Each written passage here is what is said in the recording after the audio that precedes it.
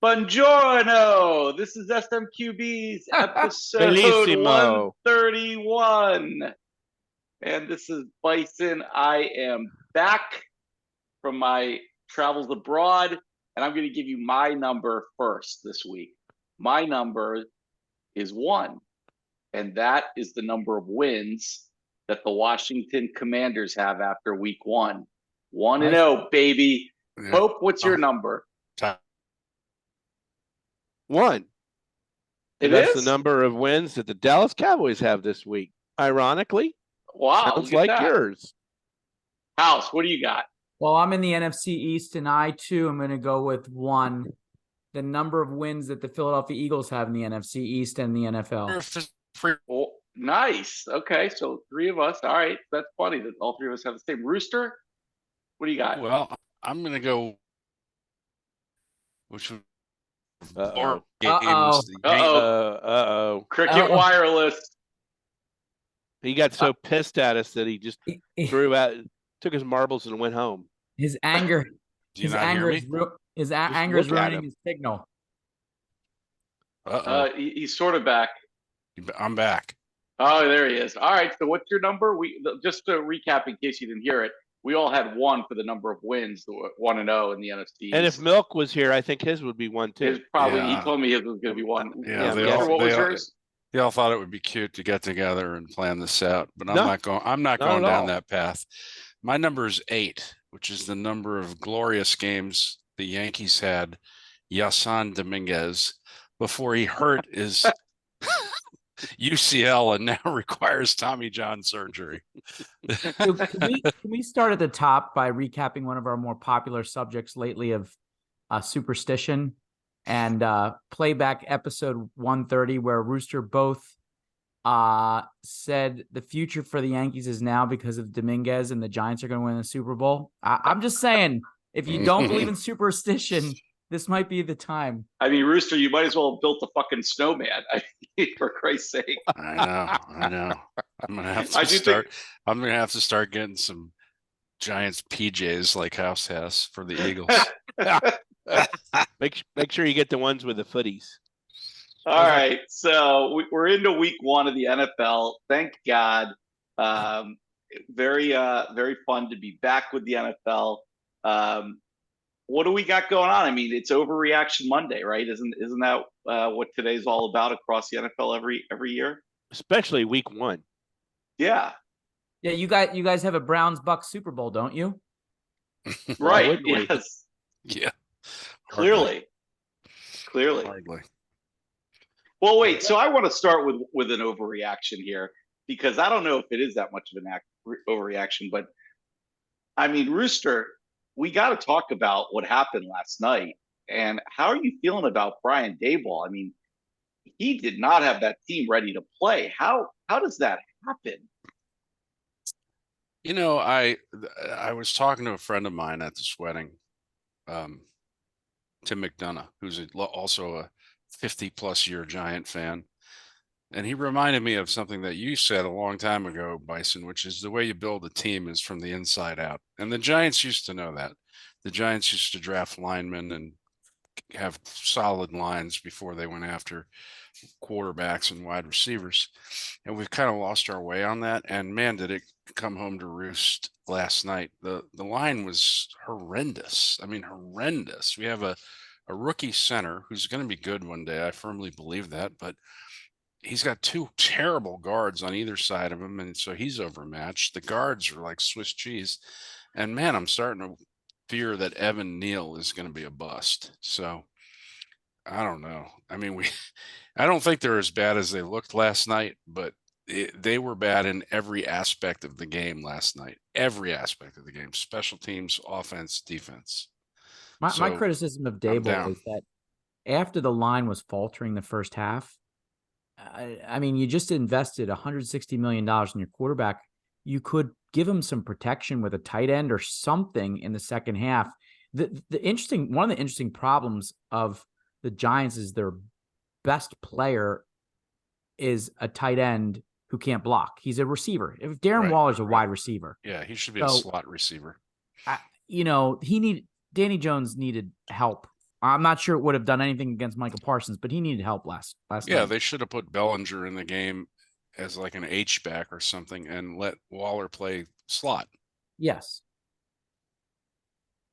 Hope you got to be. I agree. I how can't much fight back on concern this. I totally agree. Do you really have, though? I mean, that was kind of a fluke game. That was rain. I mean, obviously the Cowboys, played really well, but it's a little overreaction to say the Giants are in trouble. Don't you think? Well, here's what I really think is preseason is now such a non-factor that the first couple of games are like preseason for the offense. The defenses are way ahead of the offenses right now. And it showed with the Cowboys, the Niners, the Browns. I mean, it really showed. But there are some very good quarterbacks out there who didn't look like they were ready for prime time yet. Like one Joe Burrow, who's worth Joe a quarter of Burrow. $1 billion now. Look, Yeah. look, I thought Herbert played well, but the offensive scheming and play calling was terrible. They once again give up a huge lead and blow a game late in the game. So maybe this is an overreaction, but all kidding aside with our number to start off, here was the real number that I was going to give, which is 792.5. There is $792.5 million invested in 3 quarterbacks, Joe Burrow, Herbert, and Hurts, who combined threw for 480 yards. Combined. Wow. That's a great stat. How many did Tua have? 486. 466. Yeah. But those 3 quarterbacks have like the GDP of the island of Samoa. I mean, like they have between the 3 of them,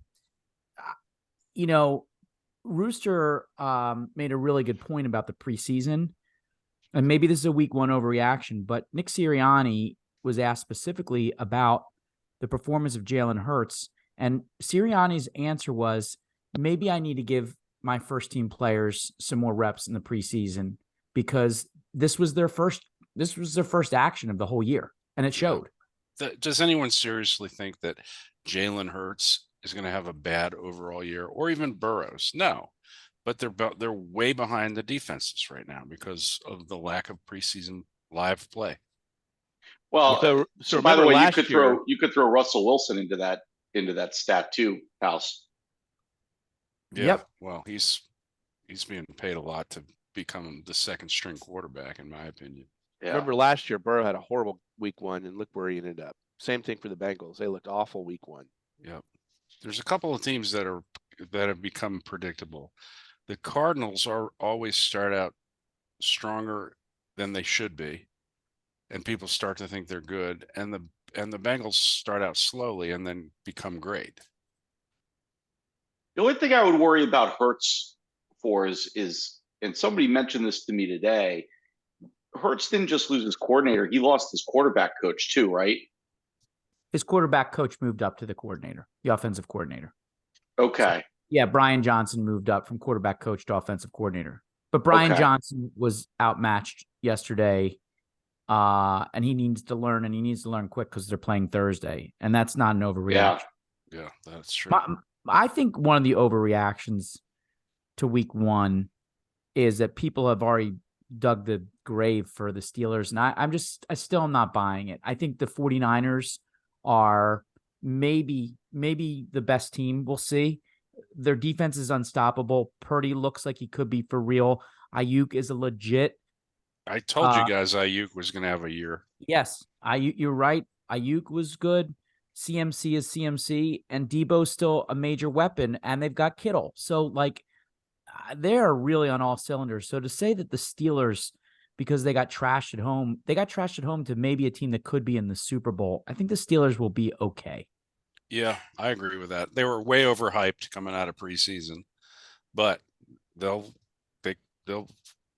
get their way to a 500 or better record like they always do. Overreaction? We worried about the Chiefs, or are we buying stock in the Lions? I would say neither. I think realistically, the Chiefs' strategy of not really caring if they ever replace Tyreek Hill with another superstar wide receiver may be catching up to them, because their their B- guys who were behind Tyreek are now not with the team. You know, they had that whatever his name with the triple name, Valdez Scantling or whatever. Yeah. And then they had Mercole Hardeman, and they had some others, and Juju, and those guys are all gone. And so now who they have a bunch of guys who drop the ball a lot, and an aging superstar tight end who had to miss the first game. So I still think Kelsey's going to be outstanding again this year, but they better start looking down the road soon because Mahomes is young. Well, it shows you how bad they are without Kelsey. Exactly. Yeah, but the Lions offense didn't exactly light it on fire in that game. No, not at all. I mean, do they have one offensive touchdown or do they have two? Yeah, I don't know. I mean, Gauff they had a hasn't thrown pick an six. interception in forever, but he's also, just managing drives with short plays. Pope, you're being awfully quiet over there. You've got to be the mood in Dallas has to be one of euphoria. No, I mean, we're happy. Look, I've told you guys as many times as I can tell you, and I'll tell you again, the regular season doesn't fucking matter. We could go 17-0 and lose in the playoffs and not make the NFC Championship game, and this season will be a disaster. So yeah, we're guardedly optimistic. I mean, obviously the defense looks like it's a juggernaut again, and maybe even better now with Gilmore. Parsons is, playing to another level. We didn't really get to see much of Dak or the offense last night. They didn't really need to do anything, but Pollard looked healthy, and that's going to be key. But yeah, McCarthy called the plays, and he was all excited about that. I don't know. Talk to me after they play the Niners in Week 5. Talk to me again, and I'll tell you whether there's any excitement here in D. It's got to kind of suck though to know that your defense just had their best game of the season, and they're not going to have anything like that again, right? I mean, how I'm not saying they can't, but 7 sacks and 4 turnovers, 5 forced fumbles. I mean, it was like a jailbreak every time Daniel Jones dropped back. Yeah. So you would think that teams would figure out. It's interesting because in the pregame, Chris Sims and some others were talking about how you beat the Cowboys is you get Parsons kind of like not in kind of in no man's land. You don't know exactly. Sometimes he's going to rush, sometimes he's going to drop back, and so you just kind of do an audible, and then you play away from him. And I think the Giants went away from that, but other teams will figure it out. That's for the one of the categories we had to discuss today was whose stock is soaring. I would say Mike McCarthy as a play caller. Yeah. Okay. Yeah. I mean, he was, as Lee Corso says, not so fast. 2 weeks ago, people were saying he's on the hot seat, and now he looks like now that he's taken over the play calling again, he looks like he's actually a decent coach. I'd still rather have Dan Quinn than Mike McCarthy. Yeah. House, I was a little worried about your coach's decision making yesterday on the 4th and 2. Why not? Why are they going for that and not punting the ball there? When coaches in the NFL get in this little mood where they think that they're smarter than the rest of the universe, it never works out right. And that is not normally the type that Sirianni is. He did that. And, there were 3 million people in the Philadelphia metropolitan area who were like, what the hell is he doing? If your defense is solid enough to stop them, if you don't get it, then punt it. And your defense will be even more solid to stop them from getting 85 yards with more time taken off the clock. There was no logic to that, period. Yeah. And it was a poorly executed play. It was a Brandon Staley call. It was terrible. I mean, I couldn't believe it. That was surprising. House, are you worried about the Eagles at all, or do you think the Pats are better than we're giving them credit for? Well, I have to give some credence to the guys that were on the field who were saying that Bill Belichick was throwing defensive packages at them and mixing it up that made it very, very difficult. And I believe them. That said, I think they're going to have to really adjust to 2 new coordinators, which some folks on here said that was a concern about the Eagles. And I think that they had some big injuries. They're going against the Vikings on Thursday, and they just lost James Bradbury to the concussion protocol. So you now have to defend Justin Jefferson and Jordan Addison, and Slay can only cover one of them. And Nakobe Dean is in a walking boot, and Fletcher Cox might be hurt. So you got 3 defensive players who are starters who are all injured against a team, the Vikings, who are going to come in angry because they were embarrassed at home. I think Thursday is going to be really tough. I think the Patriots defense is on par with the Eagles, Cowboys, and Niners defenses. And like we said, the offense just isn't ready in game 1. It was a perfect storm really for the Patriots to do reasonably well.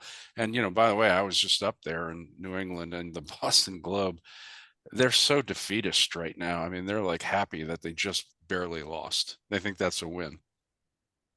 Can you imagine that, the Patriots? I do think you left a defense out of that conversation, though, Rooster. Oh, no, I didn't. Here we go. Let's turn to DC and the defensive line that beat the juggernaut Cardinals. Well, the only thing how did you beat Josh Dobbs? Tell us, how did you beat Josh Dobbs? The only thing Josh Dobbs? Say about the I don't even know who Josh Dobbs is. The one thing about Arizona is allegedly that is the strength of their team is their offensive line. That they've got a pretty solid line that's been together for a while and is actually pretty good. So it was, the Commanders' front 4 are all first-round draft picks, and they did what they were supposed to. They took over. They took over on defense. I mean, they dominated the game. They didn't give up an offensive touchdown on the day. They gave up 3 field goals, and when they needed to shut them down, they shut them down. But the game in Washington, as I think a lot of people know, was really secondary almost to just the entire atmosphere. I've said it before. You guys have heard me for however 130 episodes before this, talking about how awful Dan Snyder is. And I have to say that Robert Griffin III, who's got very mixed legacy in Washington, he really nailed it in an interview that he gave to the Washington Post, where he said that he went from Washington to Cleveland and then to Baltimore. And he said his eyes were opened up when he got to Baltimore about what a good franchise really is, and how the franchise has an identity and a pride in the way they play the game. And he had never seen that in the years that he was with Washington and Cleveland. And so he pointed out, and he said what I've said many times, that start from the top. And so the feeling, it was a very strange game in Washington. I mean, it was like it felt like an open house where people were coming back in and looking around and like, oh yeah, I like this place. It's got some good bones. I can see myself being here for a while. I mean, really, there are stories of fans who came back who gave up tickets a decade ago and swore the team off until Snyder was gone. And it was a true sellout. It was all Commander fans. Now, Cardinals aren't exactly the Eagles driving down 95 to fill a stadium up. So, we'll still see what happens when some of the Giants and the Eagles come to town. But it was like a cleansing. I mean, it really was a cleansing. It was a weird game because then they started out okay, and then they played terrible, and then it was pouring rain at one point, and everybody kind of ran inside because it was it was a monsoon at one point. And then the defense took over and they won the game, and it's like euphoria. I mean, it really is just like, we have hope. There's hope again in Washington. So that's good. Awesome. That's good for football. Good for Bison, football. The upper level, which they used to cover in tarp, did they lift it, and was it full? No, they didn't lift it. They've given back 30,000 seats out of this stadium from when it was built. There were 69,000 people there though, and it was loud. I actually spoke with my mom who watched it on TV, and she said she actually had chills at one point because on TV it was so loud during some of the third down plays, and she just hadn't heard it like that in probably the last time it was full and loud like that. What were the RG3 was the RG3 season where he was offensive rookie of the year. By the way, he's actually a pretty good TV personality. He's very good on he's TV. really good. I like him. He walked out there when they sent him out there. By the way, he took his 2 kids out with him like human shield. he walked out for his in between the one of the timeouts, and he took his kids with him. I was like, well, that was smart. That was planned. When he mentioned the stability of the Ravens, if you think about it, I think as far back as I can remember, they've had 2 coaches and 2 general managers in the whole history of the team that I can remember. Starting with Ozzie Newsome and Bill or Brian Billick. Right? Yeah. And then when those guys retired, they moved on to 2 guys who have been there for a long time also.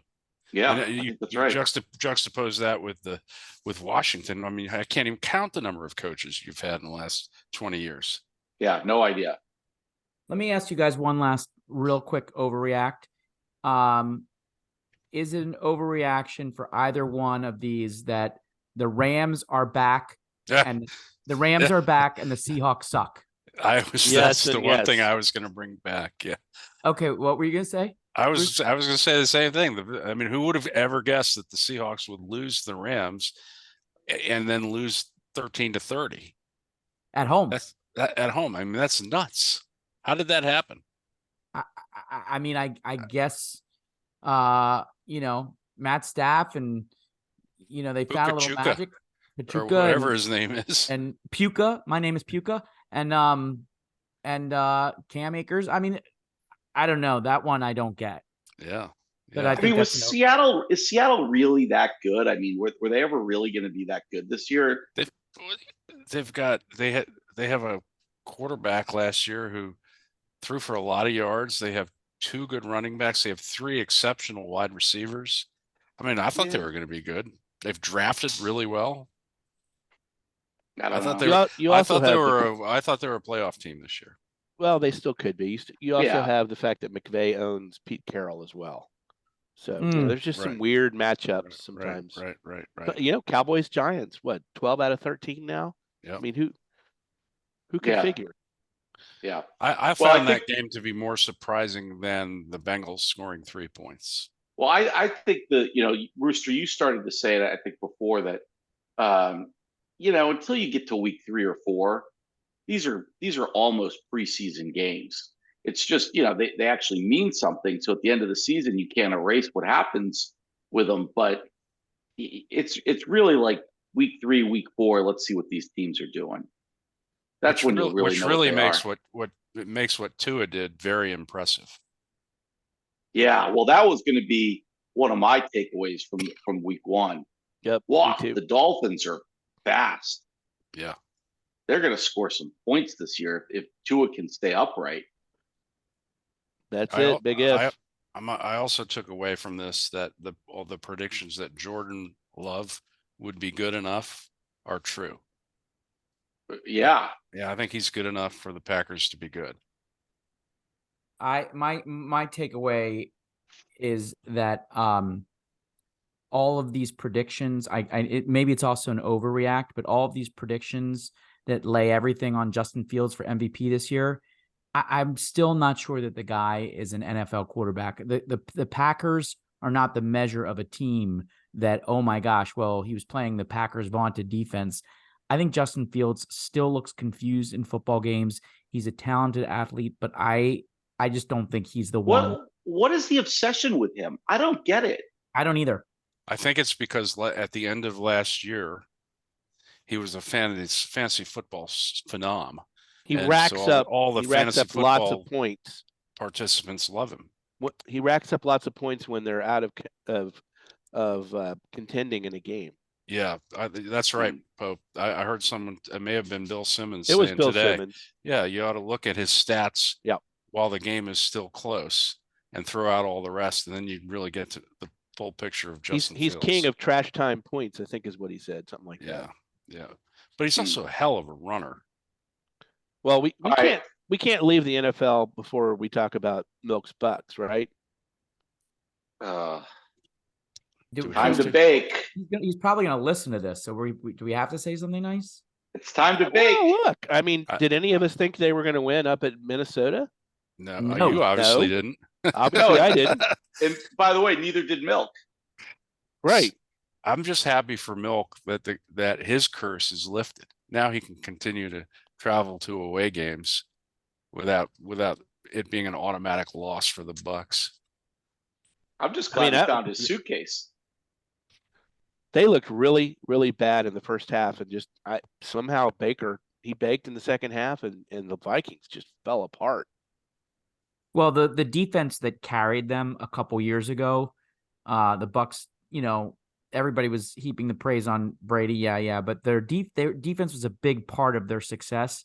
And that defense returned yesterday's game. That defense, I watched a lot of that game, and their defense looked really, really solid.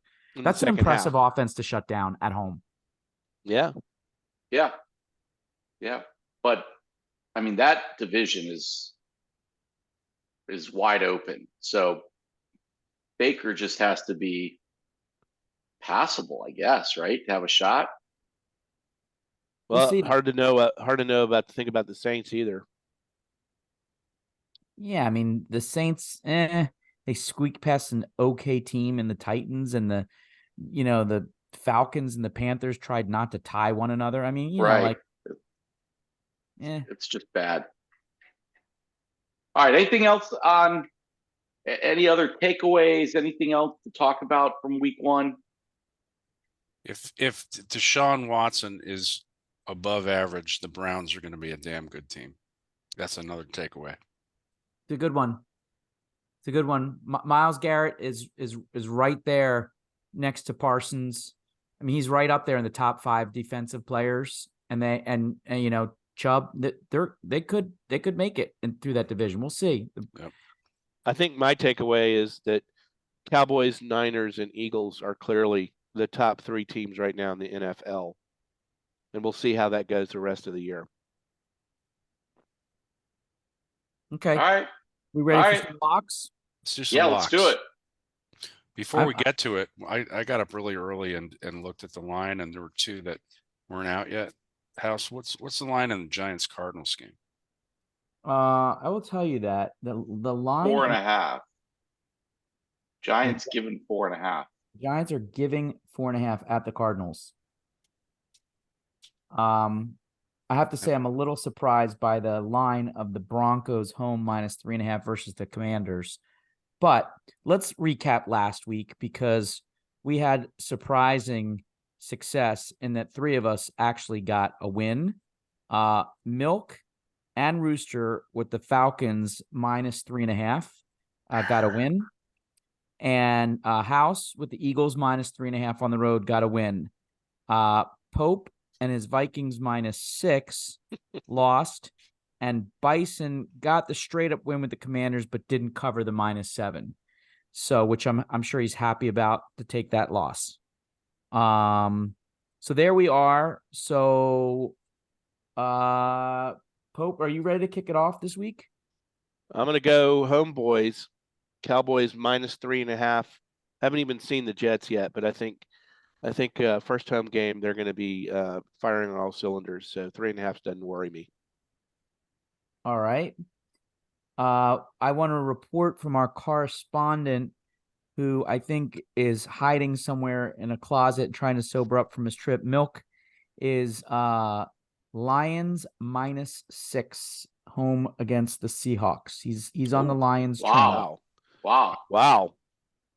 I didn't want to touch that one. Yeah. Bison, you ready with yours? Yeah, I think these are hard this week.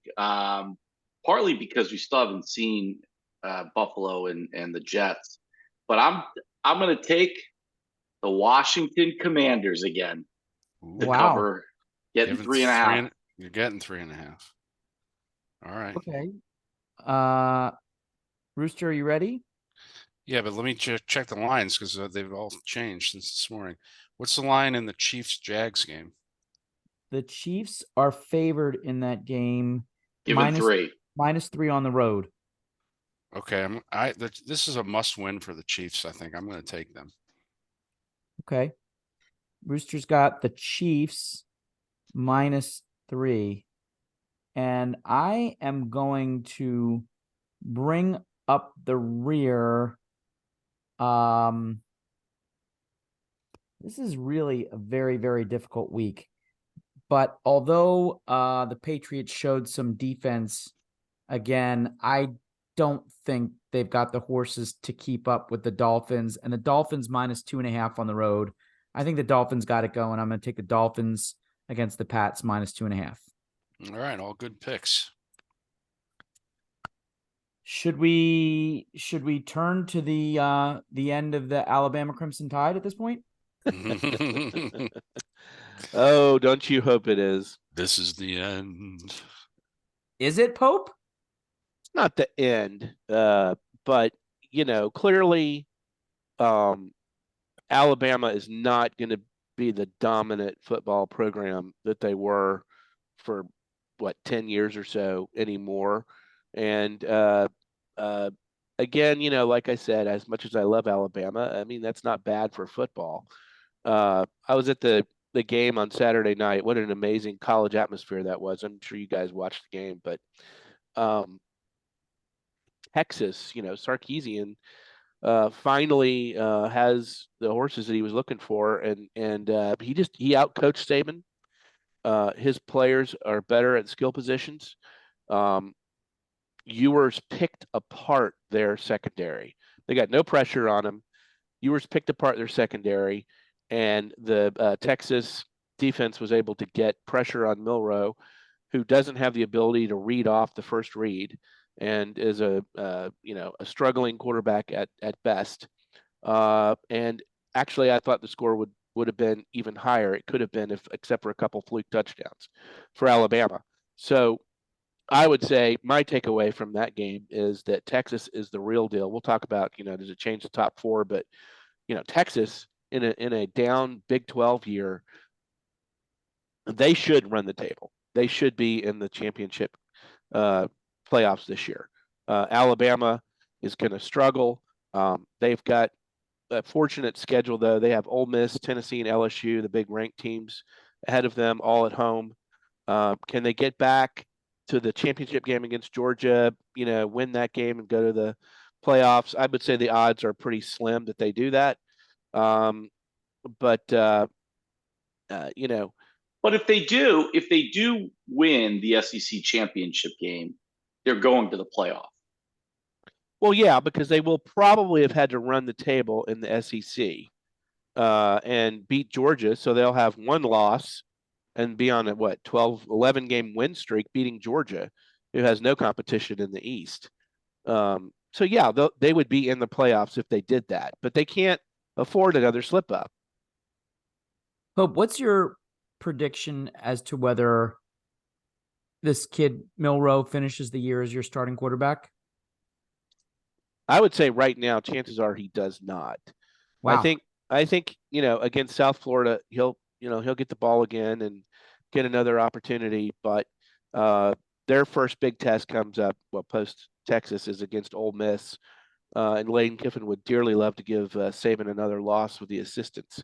And the Milroe, if he hasn't turned it around by then, I think you're going to see some experimenting with Tyler Buckner and Ty Simpson, who are more drop back passing quarterbacks.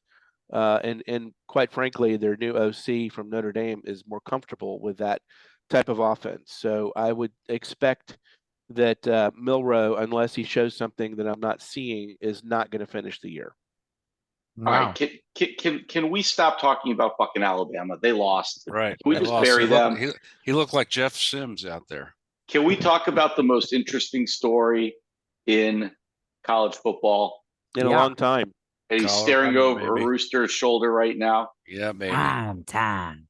Coach Prime. Yep, they came out. I gotta ask this. Not in my crib. I am the anti-college football guy, but how does he do this? How does he go into a program and have 90 new players come in and go 2-0 to start out? How does that happen? He's taking advantage of the rules. He's got 90 really good players that they never would have gotten the old-fashioned way. That's pretty remarkable to build I mean, that's basically building a program from the ground up in year one. I mean, shit, Nebraska. I mean, Nebraska's been trying to rebuild for what, 25 years now? I mean, they got to feel pretty bad watching what he's doing. Right. So. Right. And the same results too. But he did have a lot of experience with his big three, hands people, the quarterback, the wide receiver, and the running back. True. But if you listen to the NFL players who played on teams with him, they all said, never bet against this guy. He's smart. He's the most competitive person they know, blah, blah, blah. And the kids are apparently buying into it. It's amazing to see. And they won that Nebraska game in a completely different fashion than the way they beat TCU. They kind of grounded out a little bit. It was a low-scoring game, and they hung in there and won it. Look, the story is so amazing. I mean, there have been very talented black coaches in college football before. He's not the first, but he is bringing a almost like cultural transformation. I mean, look at what's behind you. The guy coaches in a sweatshirt and a studded diamond cross necklace that hangs around, wearing superstar shades. He gives, these viral YouTube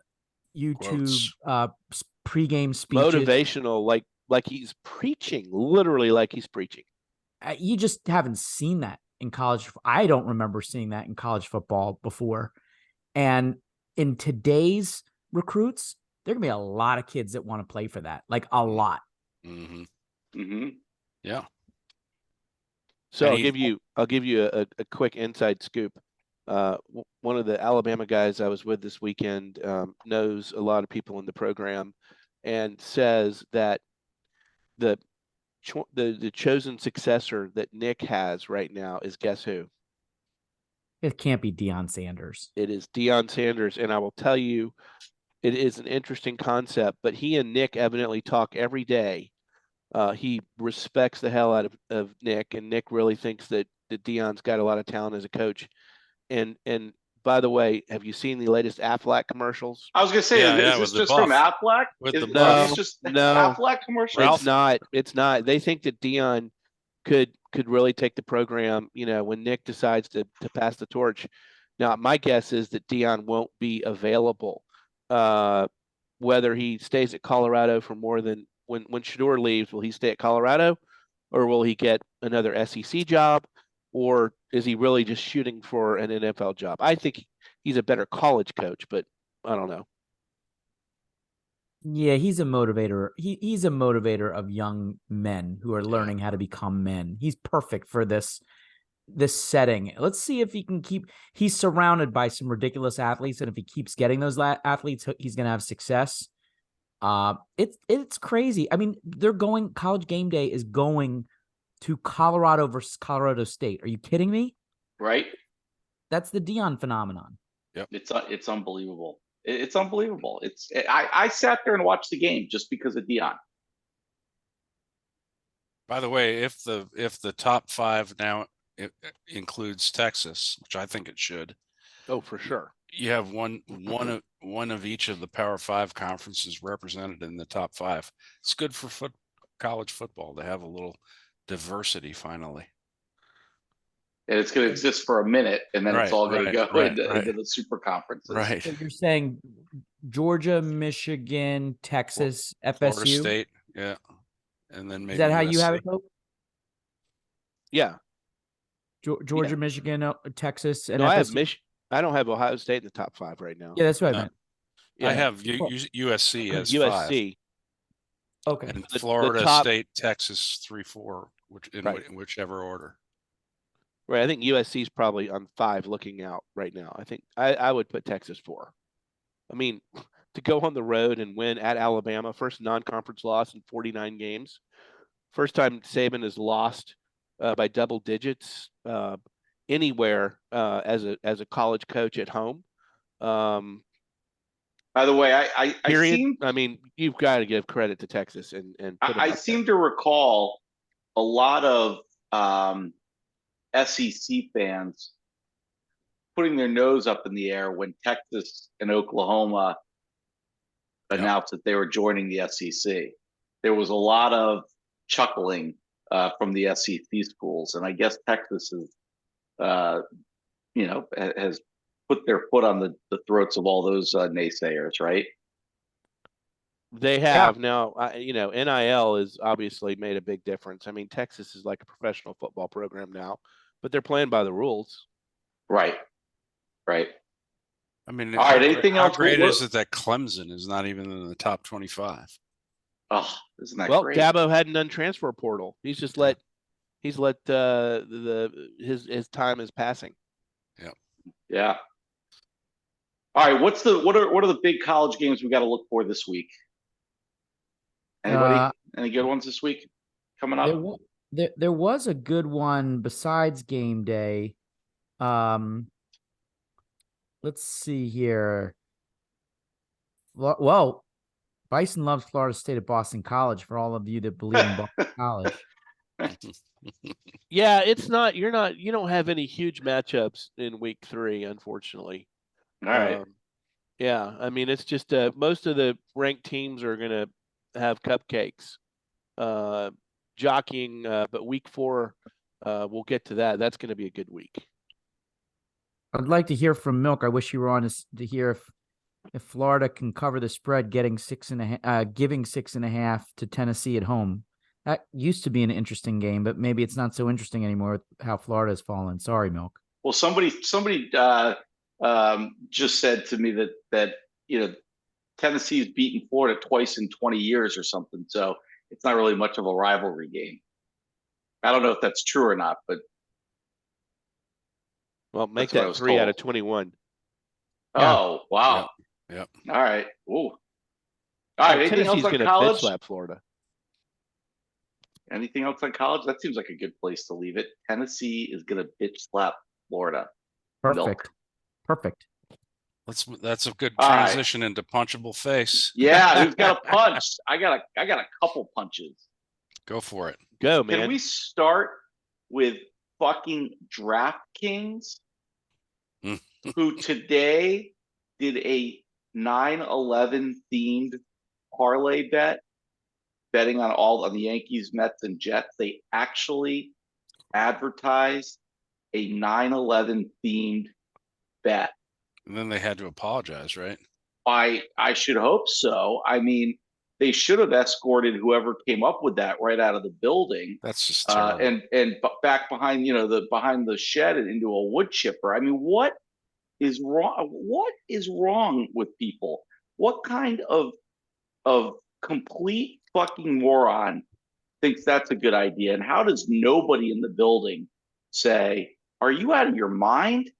That's one of the most offensive things I've seen in sports in quite some time. Brutal. That's what happens when in this country, when you hold up being uneducated and snarky as a virtue. Right. So that's one punch I got. Let's move on to another one I have is, how about the Michigan State football coach, Mel Tucker? Yeah. Who this whole story stinks, right? Because let's start with the fact that Michigan State is home to Larry Nassar, right? So this is an athletic program that needs to be doing better and better and better. I mean, that doesn't even begin to cover it as far as what they did to those women and athletes at Michigan State when Larry Nassar was there. So Mel Tucker, who apparently has a $80 million contract at a state university.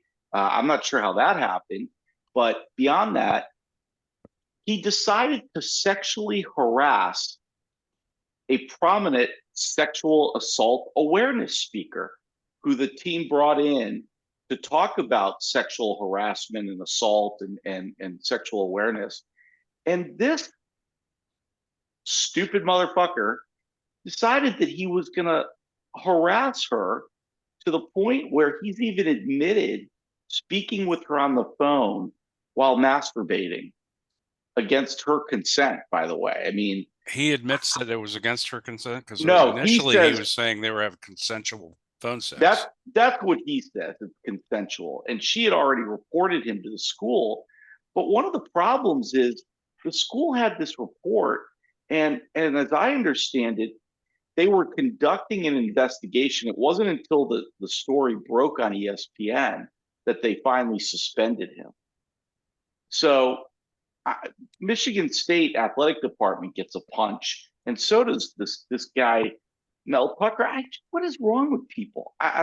Those two stories right there. There were a lot of punches that can be thrown. I don't know if you guys have any, but those two right there are just both stunning. Good ones. Those are good ones. I think that story is yet to be fully understood. Yeah, that's probably true, but it's, I don't know. I don't know. Whoever put together the USA FIFA team this year should be punched.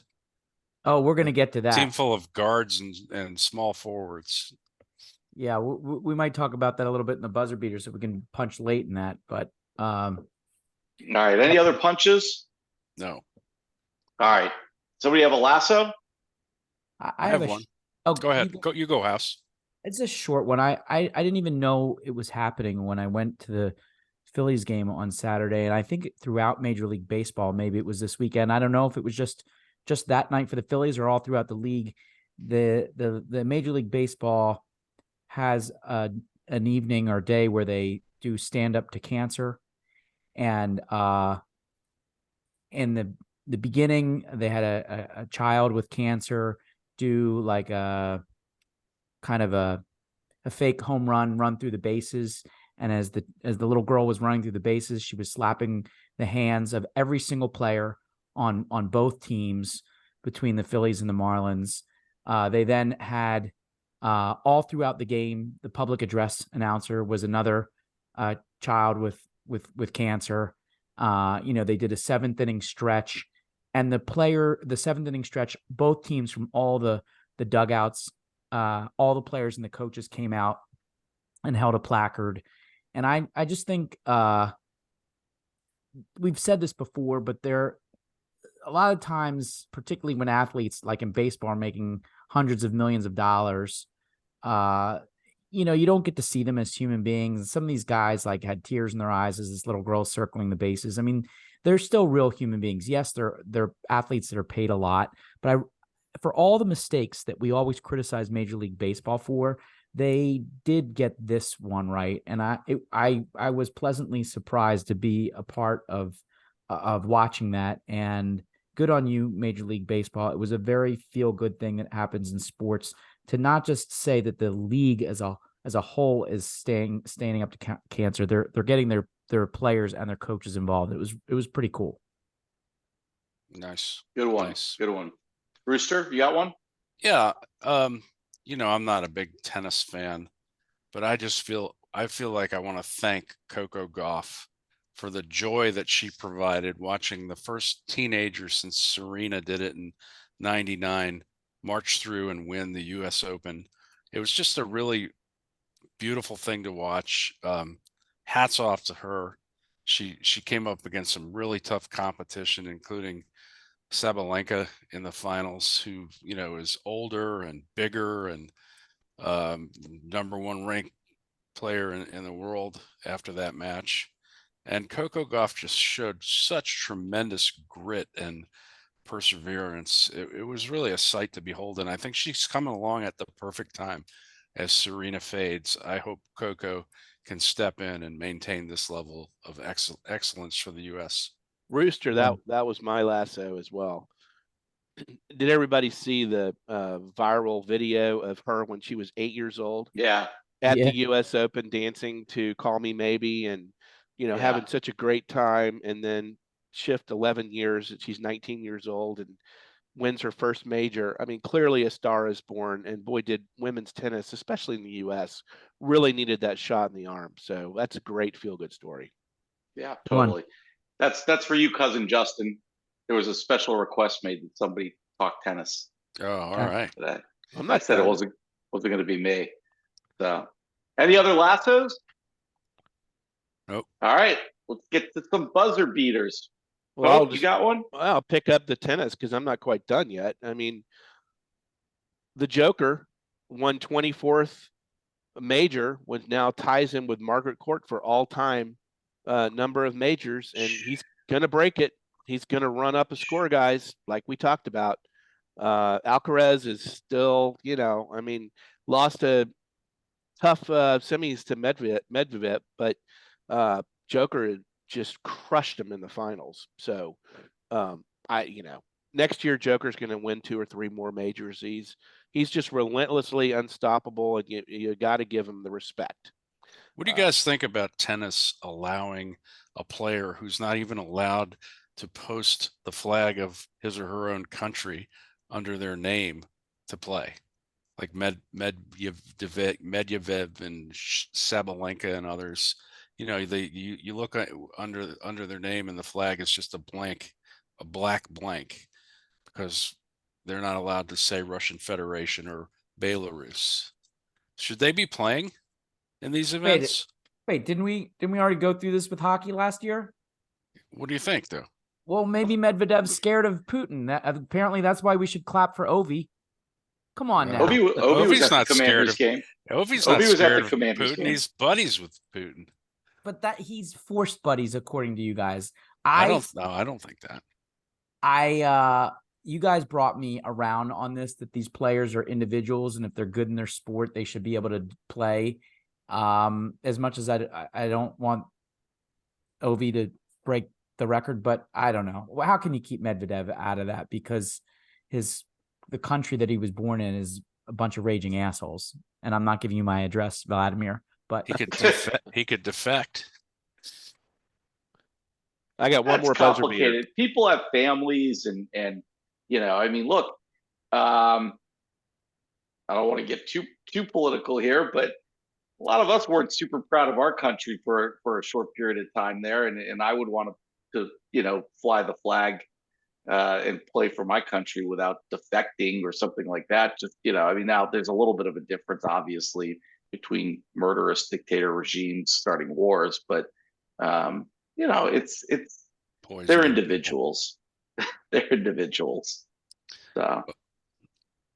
All right, my other buzzer beater is, we haven't talked about it in a while, but Major League Baseball is coming to a screeching conclusion. We're only 3 weeks away from the end of the season, and I think we finally have narrowed down what our teams are going to be for the wild card race in the American League. My Rangers are a half game back. Rays are already clinched. Jays are +1. Mariners are tied for the last wild card. Jays, Rangers, Paul Miller, Moose Jaw, big series starting this weekend or this week with you guys tonight. And the houses fills look like they're probably clear, 3.5 up. The Cubbies 2 up. The D-backs, Marlins, Giants, and Reds all fighting for the last wild card slot. The next 3 weeks should be a lot of fun. I'm nervous about Agreed. I'm nervous about the Phillies. But anyway, my buzzer beater is, let's just all acknowledge that America is no longer the greatest country in basketball. They just are not. And for all that crap that they gave that kid Noah Lyles for saying world champion of what, he's a little bit validated right now. When you say NBA world champions, yeah, that's true. But it would be an interesting thing as to whether or not a team made up of USA basketball players, of course the Denver Nuggets weren't, could beat the best team in the world somewhere else. I don't know, but this team didn't even medal. I don't think we were as good as Canada, Serbia, or Germany. And we got a long way to go. And the fact that LeBron and KD and Curry are going to have to come off the bench in their mid-30s to late 30s says a lot of what you need to know. I mean, we should be able to field a team of 20-something-year-olds and still be the best in the world. But like I said in our text string, the NBA wanted to expand this game to the world. They succeeded in it, and now the USA is the worst for it. But we didn't even try to put together that kind of a team for FIFA. We always wait till the Olympics. For FIBA, yeah. You're right. There are FIBA. Sorry, there are lots of good young American NBA players who didn't play. From the Suns, from the Celtics, from Memphis. You name it. Well, I guess if there is a star that came out for the U.S., I mean, it is clear that Anthony Edwards is a superstar. He was carrying that team. Yeah. But besides Anthony Edwards, there wasn't really a lot to write home about. Their big men consisted of Crazy Eyes Portis and one other guy who's a bench player in the NBA. What's the rumor that you're hearing for the Olympics, though? What about the Olympics? What's the rumor that you're hearing as far as what the U.S. is going to do? Well, LeBron and Steph already came out and said they're LeBron, Steph, and they may even call some people out of retirement. They said. Listen, I think I was encouraged by that story. I thought it was kind of cool that guys like LeBron and Steph we're watching this and we're going, this is bullshit. We got to take back our dominance. Right. No Jimmy Butler. Right. We could win with those guys. No problem. So are we having another 1984 Redeem team here now? Could be. It could be. Yeah. That would be a lot of fun. Yeah. All right. I've got one. I think Pirates pitcher Oviedo, is that how you pronounce his name? Listens to our pod, because he came out after Ronald Acuna charged the mound and then just stood there and looked at him and said exactly what I said on the pod 2 episodes ago. If you're going to charge the damn mound and cause everyone on both teams come rushing out onto the field, don't just stand there.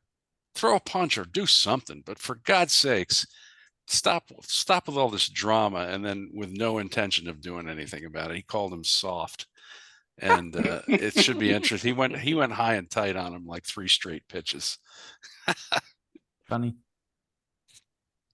All right. Well, I'll give a buzzer beater, and I just think we have to. We talked about a little bit with the DraftKings punchable, but it is the anniversary of September 11th, and we have to just acknowledge that and the people who lost their lives on 9/11. So we should just think about that for a minute.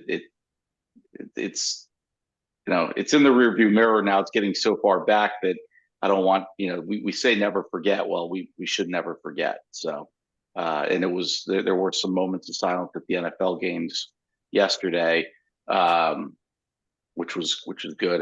And of course we just should never forget that day and all the people, the Americans who were killed.